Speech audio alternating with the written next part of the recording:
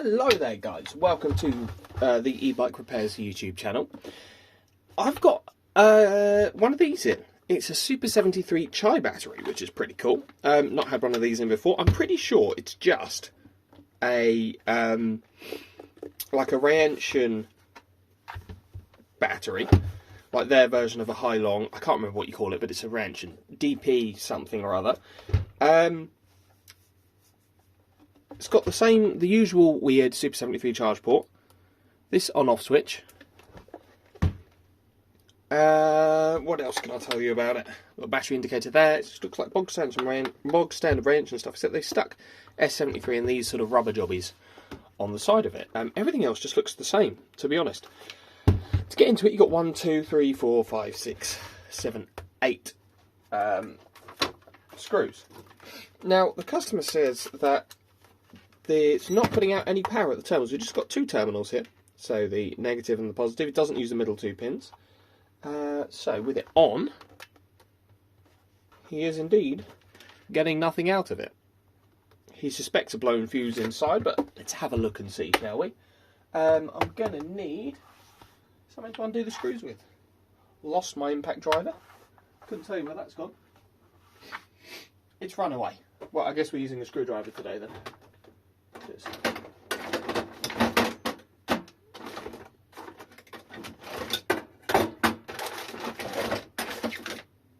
is ridiculous. I've lost my screwdrivers. Don't know what's happening today. Oh well. Right. This one I'll have to do. That's 1, 2. Excuse the sniffling. I've got hay fever and it's not going well for me. 3, 4,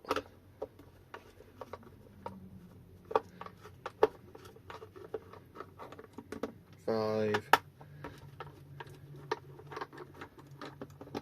6. They just look like this, tiny little screws.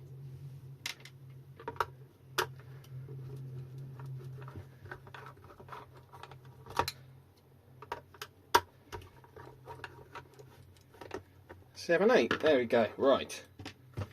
Let's get those out of there.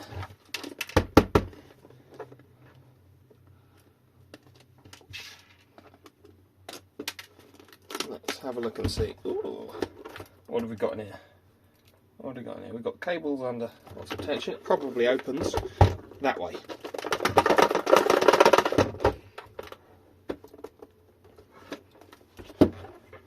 So I think these discharge cables will be under a bit of tension, I think.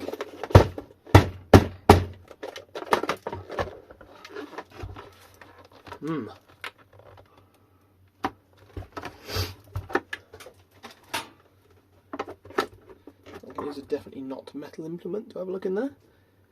It's probably glued to the case at the other end. It certainly is. Right, how do I do this then? How do I do this? What's stopping me? I think it's everything. This is going to be fun, isn't it?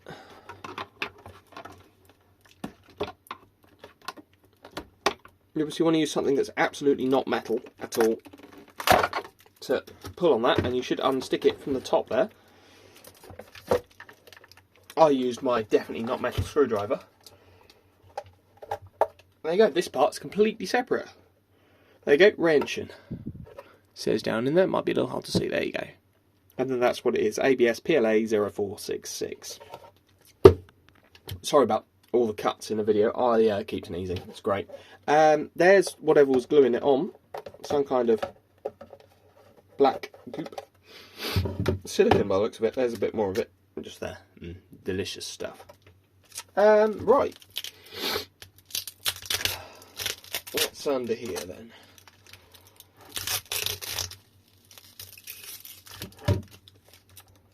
It's the power switch. Some fibre tape there. Can reuse that. What kind of cells are we using? What have we got? We've got slightly bubbled up cells. Don't know what these are. Never seen them before in my life. O3B. If I can focus you on that at the same time. O3BCEA5JP0688 plus and minus on that side A96E2481308. No idea, haven't seen them.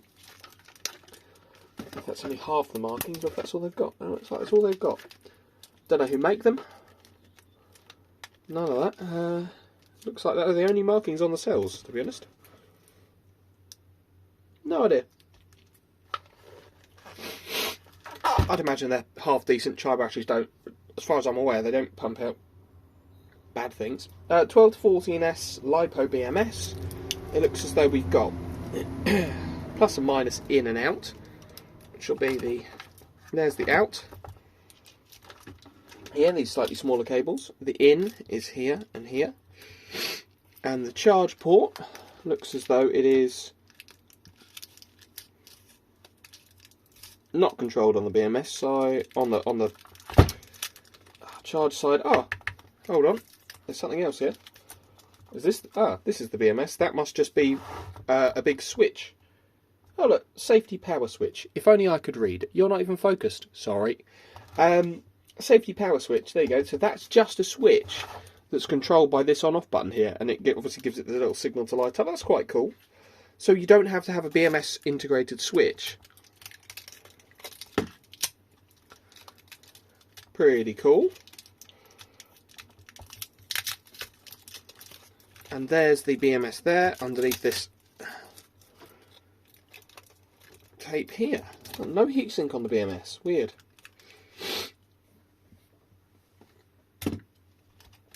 And is this 52 volt? Is that what this is? It's like a lot of wires. 1, 2, 3, 4, 5, 6, 7, 8, 9, 10, 11, 12, 13, 14 wires. So no, it's 48 volt. Let's just test for power quickly before I disconnect that. Negative terminal, positive terminal, negative terminal, 53.83 volts showing, which is, you know, pretty close to fully charged.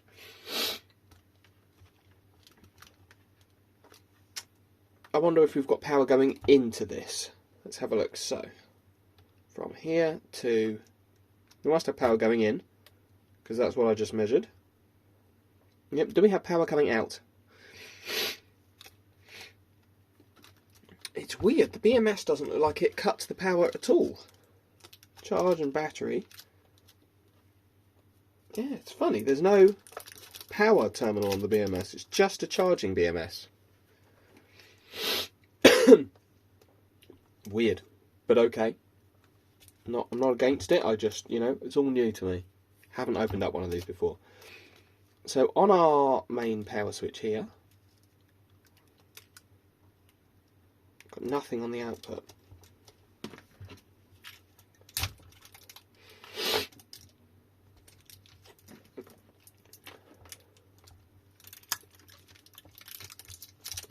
Just get a bit of tape off there.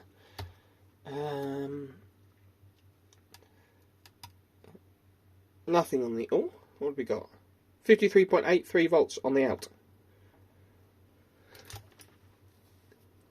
So it is putting power out.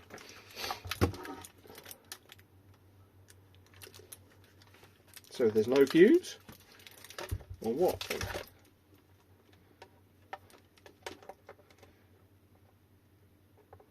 But we've got nothing at the terminals.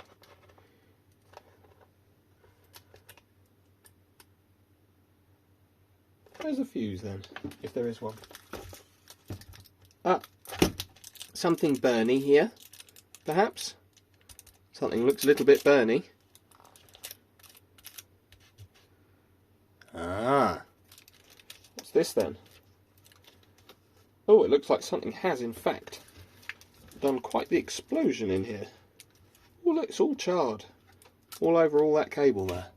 Don't know how well you can see that from where you are, but it's a bit like something shorted out there.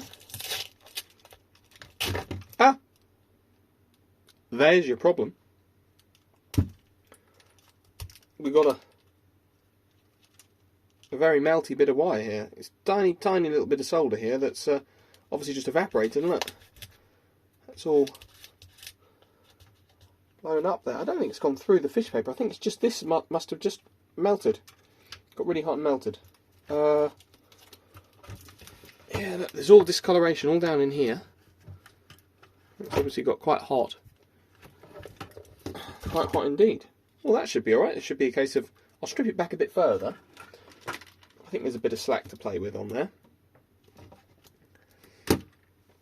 It's not huge wire, to be honest, but I think it's a range extender. It's not designed to have massive amounts of amps pulled out of it.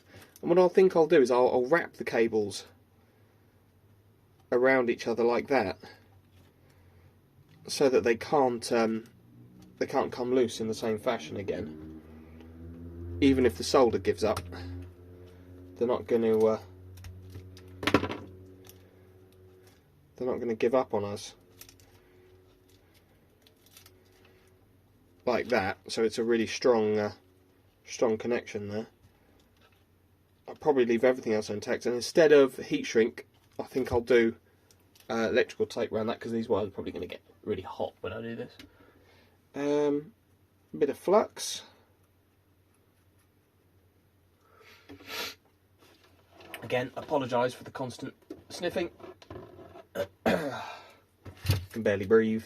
It's all good fun. Soldering iron's nice and hot.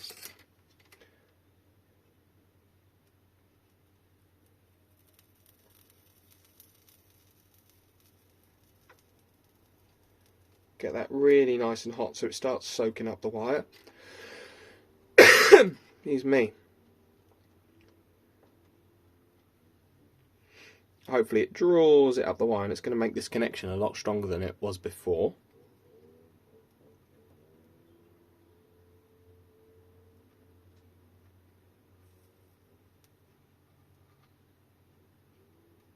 There we go. Right, now, ooh, hello. Do we have voltage at the output now? 1, 2. Yes, we do. Yes, we do. 53.79 volts. And that there, whilst it's ugly as an ugly connection, should be nice and strong. I should be able to nip these off then.